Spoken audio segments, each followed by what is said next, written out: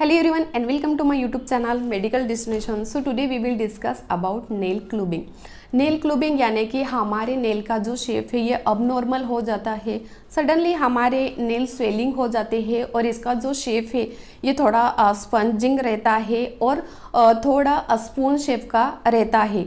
अगर आपके फैमिली में नेल क्लूबिंग की हिस्ट्री रहेगी तो ये नॉर्मल है, बट आपके जो नेल्स है ये पहले नॉर्मल शेप में थे और सडनली इसका जो शेप है ये स्लोली हमारे नेल्स का शेप इनलार्ज हो जाता है, बड़ा हो जाता है और ये स्पून टाइप दिख रहा है, तो आप लोगों को ये कुछ हेल्थ कंडीशन होने का सिग्नल देता है। अगर आपके नेल्स में चेंजेस आते हैं, आपके नेल्स बिग हो जाते हैं, थोड़े से स्पंजी टाइप के रहते हैं, स्पून शेप के रहते हैं, सो इमीडिएटली डॉक्टर के पास जाके दिखाना बहुत ज़रूरी है, क्योंकि इसका मेन कॉज तो ये है कि अगर आपको लंग कैंसर रहेगा तो हमारे नेल से ये नेल्स क्लूबिंग हो जाते हैं। अगर आप लोग टाइम पर ट्रीटमेंट लेते हैं तो हमारे नेल का शेप नॉर्मल आ सकता है। तो अभी हम लोग डिस्कस करने वाले हैं what is a nail clubbing. Nail clubbing क्या है? नेल क्लूबिंग ये एक हमारे नेल्स का अबनॉर्मल शेप डेवलप हो जाता है, हमारे नेल इनलार्ज हो जाते हैं, बिग हो जाते हैं और हमारे नेल का शेप स्पून टाइप का हो जाता है। नेल क्लूबिंग हमारे फिंगर नेल्स और टॉय नेल्स को अफेक्ट करता है और जिस पर्सन को ये नेल क्लूबिंग रहेगा और वो पर्सन के नेल्स हम लोग टच करेंगे, फील करेंगे, तो वो वॉर्म रहते हैं, रेड कलर के रहते हैं, बहुत सॉफ्ट रहता है और स्पंजी रहता है।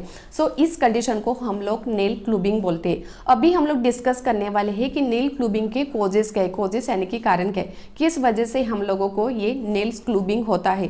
तो इसका मेन कारण तो यही है कि इडियोपैथिक है। इडियोपैथिक यानी कि इसका जो मेन कोज है ये अभी तक फाइंड आउट नहीं हुआ है, बट अकॉर्डिंग टू एक्सपर्ट हम लोग जो कॉमन कोज है वो डिस्कस करने वाले हैं। इसमें फर्स्ट है हार्ट डिसीज। अगर आपके हार्ट में ब्लॉकेज रहेंगे, अदरवाइज टेट्रोलॉजी ऑफ फेल्योर रहेगा। Tetralogy of failure at birth में ही प्रेजेंट रहता है।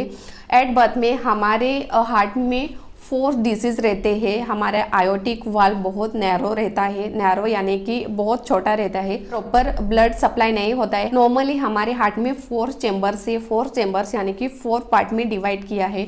Right atrium, right ventricle, left atrium and left ventricle. Right atrium जो डीऑक्सीजनेटेड ब्लड है यानी कि ब्लूइश कलर का ब्लड है ये राइट वेंट्रिकल में पुश करता है और राइट वेंट्रिकल हमारा डीऑक्सीजनेटेड ब्लड यानी कि ब्लूइश कलर का ब्लड पंप करके हमारे जो पल्मोनरी आर्टरी है ये पल्मोनरी आर्टरी थ्रू हमारे लंग्स में जाता है। हमारे लंग्स में गैस एक्सचेंज हो जाता है, जो कार्बन डाइऑक्साइड है, वेस्ट है, वो हम लोग बाहर निकालते हैं और बाहर का जो फ्रेश ऑक्सीजन है वो हम लोग इनहेल करते हैं और वो फ्रेश ऑक्सीजन हमारा ब्लड कैरी करता है, क्योंकि हमारे एवरी टिश्यू को ऑक्सीजन की बहुत ज़रूरत रहती है।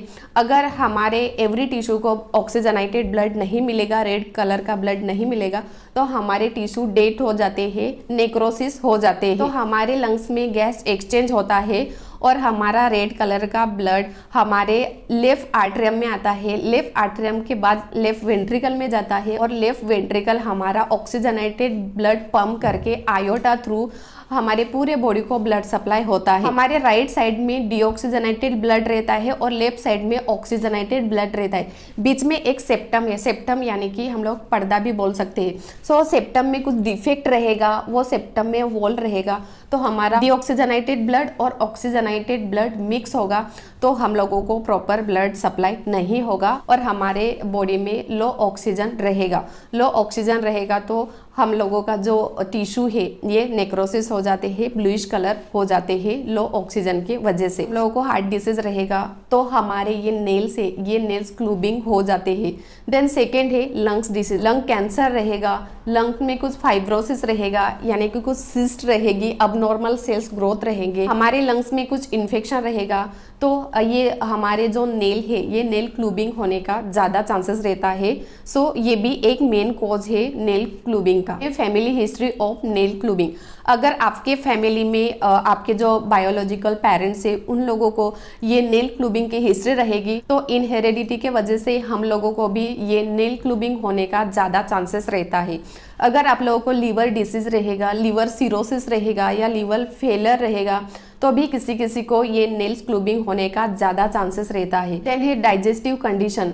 आपके जो डाइजेस्टिव सिस्टम है, ये डाइजेस्टिव सिस्टम में कुछ इन्फ्लामेशन रहेगा, क्रोन्स डिसीज रहेगा या सीलिएक डिसीज रहेगा। सीलिएक डिसीज में क्या होता है, हमारे जो इंटेस्टाइन है, ये इंटेस्टाइन में स्मॉल स्मॉल विलियर रहते हैं, ओके, बहुत स्मॉल रहते हैं, और इनका काम क्या है, जो भी हम लोग फूड खाते हैं उसमें जो भी विटामिन है, मिनरल्स है, वो ऑब्जर्व करते हैं, और जो वेस्ट है वो हम लोग स्टूल थ्रू बाहर निकालते हैं। अगर हमारे इंटेस्टाइन में जो सीलिएक है, जो विल है, ये डैमेज रहेंगे तो जो भी हम लोग फूड खाते हैं ये प्रॉपर ऑब्जॉर्ब नहीं होगा। मेडिकल लैंग्वेज में हम लोग माल ऑब्जॉर्प्शन बोलते हैं।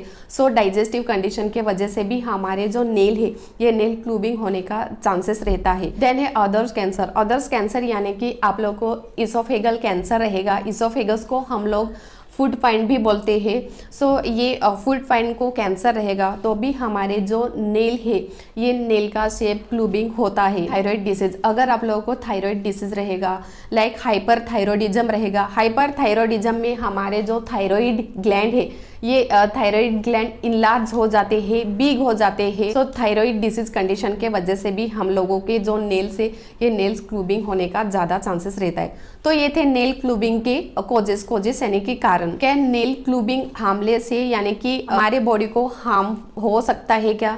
तो यस, अगर आपकी फैमिली हिस्ट्री रहेगा, इनहेरिडिटी रहेगा और वो नॉर्मल है, उन लोगों को कुछ प्रॉब्लम नहीं है, कुछ हेल्थ इशू नहीं है, तो नॉर्मल है। अगर आप लोगों के पहले जो नेल शेप थे वो नॉर्मल थे, बट सडनली इसका जो शेप है ये स्लोली वीक होता है, और ये जो हमारे नेल है, ये नेल स्पून टाइप के हो जाते हैं, हमारे नेल्स इनलार्ज हो जाते हैं। सो आपके नियरेस्ट डॉक्टर को दिखाना बहुत ज़रूरी है, क्योंकि अगर आप लोग टाइम पर ट्रीटमेंट करेंगे तो हम लोगों को जो भी हेल्थ इशू है ये जल्दी क्यूर होगा। इसके हम लोग डायग्नोसिस देखेंगे तो डॉक्टर पूरी हिस्ट्री लेते हैं, फैमिली हिस्ट्री लेते हैं, मेडिकल हिस्ट्री लेते हैं। आपको कुछ मेडिकल हिस्ट्री है क्या, या कुछ आप लोग मेडिसिन लेते हैं क्या?